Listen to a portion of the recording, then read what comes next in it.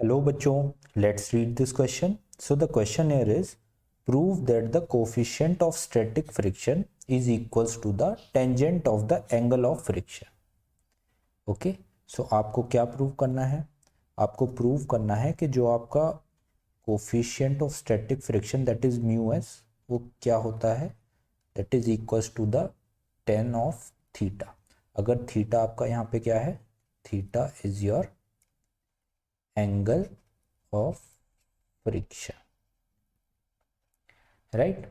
सो key concept आपका यहाँ पे क्या यूज होने वाला है, योर की concept is what is the angle of friction. Angle of friction क्या होता है ये आपको क्लियर होना चाहिए, राइट. सो देखो एंगल ऑफ फ्रिक्शन कौन सा एंगल होता है, it is the angle between friction force and resultant of friction and normal, right. अगर आप फ्रिक्शन और नॉर्मल का रिजल्टेंट लो, उस रिजल्टेंट और फ्रिक्शन फोर्स के बीच में जो एंगल ड्रॉ होता है उस एंगल को हम बोलते हैं एंगल ऑफ फ्रिक्शन. तो चलो इसे एक फिगर से समझते हैं. लेट्स से ये आपका एक इंक्लाइंड प्लेन है और इसके ऊपर आपका एक ऑब्जेक्ट प्लेस है. This is your object. इस ऑब्जेक्ट का जो मास है let's say it is M.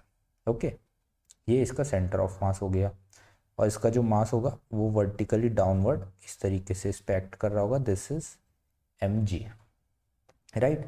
Friction force इस पे पीछे की तरफ लग रही होगी. This is your friction force F, और यहाँ पे इस पे इस डायरेक्शन में नॉर्मल एक्ट कर रहा होगा, राइट. अब देखो आप नॉर्मल और फ्रिक्शन फोर्स का अगर रिजल्टेंट यहाँ पे ड्रॉ करोगे, let's say this is the norm, this is the resultant. Okay, this is the resultant between normal and friction force. अब इसका नॉर्मल के साथ ये जो एंगल है, दिस एंगल इज थीटा.